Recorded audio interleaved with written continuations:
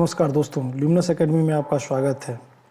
दोस्तों, आज मैं लेके आया हूँ टीईटी के लिए कुछ महत्वपूर्ण प्रश्नों का संग्रह जो भारत की कृषि, मिट्टी तथा पशुपालन से संबंधित है। और ये वो प्रश्नों का संग्रह है जो बारंबार जो है टीईटी की परीक्षाओं में पूछा गया है। इसमें कुल 35 प्रश्न होंगे, जिसमें से 17 प्रश्न इस वीडियो में हम देखेंगे और बाकी के 18 प्रश्न जो है अगले वीडियो में देखेंगे। तो चलिए बिना समय गंवाए आगे बढ़ते हैं और लेते हैं पहला प्रश्न। गाय की कौन सी नस्ल दुकाजी उद्देश्य की है? दोस्तों, जैसा कि आप देख पा रहे हैं, थारपारकर एक गाय की ऐसी नस्ल है जो दुकाजी उद्देश्य की होती है, अर्थात ये दूध भी अच्छा देती है और इस बछड़े का इस्तेमाल खेती के कार्यों में किया जाता है। अगला प्रश्न लेते हैं। भारत को कुल कितनी कृषि जलवायु क्षेत्रों में बांटा गया है? दोस्तों, कृषि की उपयोगिता और जलवायु की विभिन्नता के आधार पर भारत को कुल 15 कृषि जलवायु क्षेत्रों में बांटा गया है। आंसर है 4। बहुत ही महत्वपूर्ण प्रश्न है और बहुत बार ही जो है पूछा गया है जो है टीईटी के एग्जाम में। अगला प्रश्न है, केंद्रिक बीज की संतति क्या है? अर्थात केंद्रिक बीज को जब हम बोते हैं और उससे जो फसल तैयार होती है और उसके बाद से जो बीज बनता है उस बीज को हम क्या बोलते हैं? दोस्तों, ये बीज होता है प्रजनक बीज। अगला प्रश्न लेते हैं।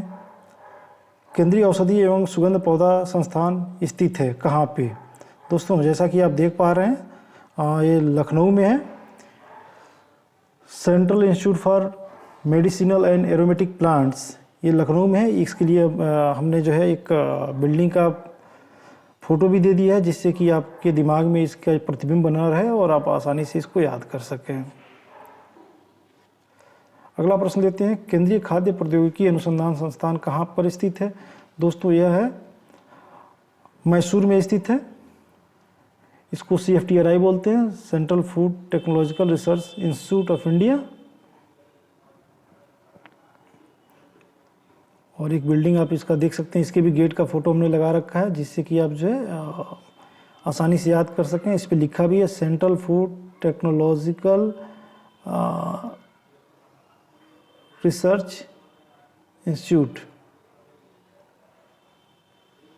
अगला प्रश्न लेते हैं। निम्नलिखित में कौन सी मिट्टी भारत में कपास की खेती के लिए आदर्श है? दोस्तों, काली मिट्टी कपास के लिए बहुत ही उपयुक्त होती है और यह भारत में मूलतः जो है महाराष्ट्र, कर्नाटक और गुजरात में पाई जाती है। कलर से भी आप देख रहे होंगे, काले कलर की है ये जो है। अगला प्रश्न है, धान का खैरा रोग किस तत्व की कमी के कारण होता है? तो धान में जो खैरा रोग होता है वो जिंक की कमी के कारण होता है, जिंक। और इसका जो पत्तियों पे जो सिम्टम आता है, दिखाई देता है, कैसे पहचानेंगे? पत्तियां इस तरह से रस्टी हो जाती हैं, रस्ट के कलर की हो जाती हैं।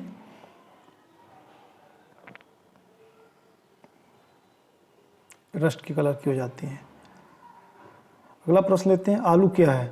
तो बहुत ही महत्वपूर्ण प्रश्न है। आलू जैसा कि हम देखते हैं कि जो है मिट्टी में होता है, तो कई बार हम लोग इसको जड़ से कंफ्यूज कर जाते हैं, लेकिन ये जड़ नहीं होता है, तना होता है। यानी आलू का खाया जाने वाला भाग जो है तना होता है। अगला प्रश्न लेते हैं। निम्न में कौन सी खरीफ की फसल है? आंसर है धान की बुआई। खरीफ फसल की बुआई जो है जून जुलाई में होती है और इसकी कटाई जो है अक्टूबर तक होती है। और जो फसल अक्टूबर में बोई जाती है वो जो है, और जिसकी कटाई जो मार्च से अप्रैल में होती है, उसको रबी की फसल बोलते हैं। और जो अप्रैल से लेकर जून के बीच में 3 महीने का जो समय होता है, उसमें भी एक फसल बोई जाती है। इससे उड़द, मूंग इस तरह की फसलें बो दी जाती हैं, उनको हम जो जायद बोलते हैं। अगला प्रश्न लेते हैं। मक्का का जन्म स्थान कहाँ है? दोस्तों, मक्का की उत्पत्ति कहाँ पे मानी जाती है? ये है अमेरिका। प्रमाणित बीज के थैले पर लगे टैग का रंग कैसा होता है? दोस्तों, जैसा कि हम लोगों ने देखा है कि हम लोगों के घर जो बीज की बोरी आती है तो उसमें एक टैग लगा होता है, उसमें सिला होता है। तो अगर वो प्रमाणित बीज है तो उसका टैग किस कलर का होगा, कैसे हम पहचानेंगे कि कौन सा बीज है वो, तो हम देख लेते हैं। पहले तो देखते हैं कि प्रमाणित बीज है तो उस पर जो टैग लगा होगा वो नीला होगा। फिर नीचे अन्य बीज का टैग दिया है। ब्रीडर सीड, ये जो है यूनिवर्सिटी में जो रिसर्च करने वाले लोग हैं उनके पास होता है। फाउंडेशन सीड भी उन्हीं के पास होता है। रजिस्टर्ड सीड जो है, कुछ जो है रजिस्टर्ड संस्थाएं होती हैं जो सीड प्रोडक्शन का काम करती हैं यूनिवर्सिटी के देख रेख में, उनके पास होता है। और सर्टिफाइड सीड जो है ये हम लोगों के पास आता है जो बोने के लिए जो है। तो ब्रीडर सीड का टैग होता है पीले कलर का, फाउंडेशन का वाइट कलर का, रजिस्टर्ड का जो है होता है पर्पल कलर का, और सर्टिफाइड सीड का होता है नीले कलर का। बढ़ते हैं अगले प्रश्न की तरफ।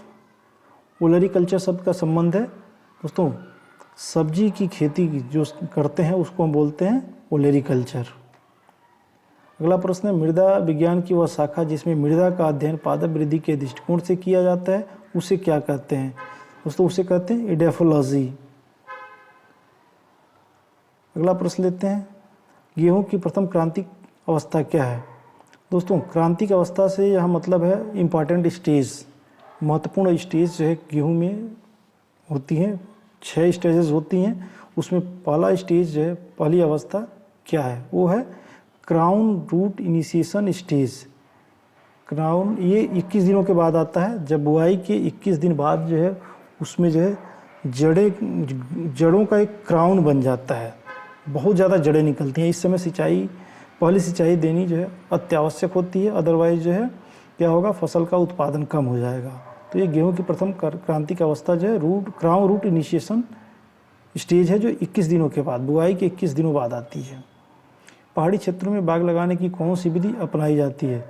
दोस्तों कंटूर विधि अपनाई जाती है। कंटूर विधि में करते क्या है कि सेम ऊंचाई पे एक लाइन में हम पौधे लगाते हैं जो है, उसके फिर से कुछ दूरी पे नीचे जो है ऊपर वाले पौधों के बीच में पौधे लगाते हैं और इसी तरह से उनके बीच में करते जाते हैं। तो इससे क्या होता है कि जब ऊपर से पानी बहता है, बरसात का पानी बहता है, तो ये पौधे अवरोधक का काम करते हैं, जिससे कि पानी की धारे की स्पीड जो है, धारा की स्पीड होती है, उसकी गति होती है, वो कम हो जाती है और मृदा का अपरदन रुक जाता है। इस प्रकार से कंटूर विधि से खेती करने का जो उद्देश्य फसल उत्पादन के साथ साथ मृदा अपरदन को रोकना भी होता है। दोस्तों अगला प्रश्न लेते हैं, गुल्ली डंडा, इसका जो साइंटिफिक नेम है फाइलेरिस माइनर, किस फसल का मुख्य खरपतवार है? दोस्तों ये है गेहूं का खरपतवार है। जैसा अगर आप खेतों में कभी गए होंगे तो आपने देखा होगा इस तरह का जो है खरपतवार, इसे फाइलेरिस माइनर कहते हैं और ये गेहूं की फसल का जो है मुख्य खरपतवार है। अगला प्रश्न लेते हैं, भंडारण के समय बीज में नमी प्रतिशत कितना होना चाहिए?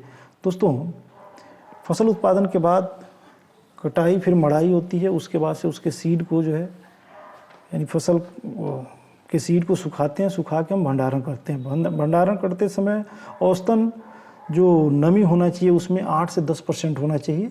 अगर इससे ज़्यादा है तो जो भी उपज है उसके सड़ने का डर रहता है, तो इसलिए 8 से 10% ही इसको रखा जाता है। दोस्तों उम्मीद करते हैं कि ये वीडियो आपको बहुत ही अच्छा लगा होगा और मैं आपसे रिक्वेस्ट करता हूँ कि मेरे वीडियो को फटाफट लाइक और सब्सक्राइब कर दें और हाँ, शेयर करना ना भूलें और साथ ही बेल आइकन को भी प्रेस कर दें, जिससे कि वीडियो का अगला पार्ट में जैसे अपलोड करूं वो तुरंत आप तक पहुंच सके। मिलते हैं अगले वीडियो में, तब तक के लिए आप पढ़ते रहें, बढ़ते रहें। जय हिंद, जय भारत।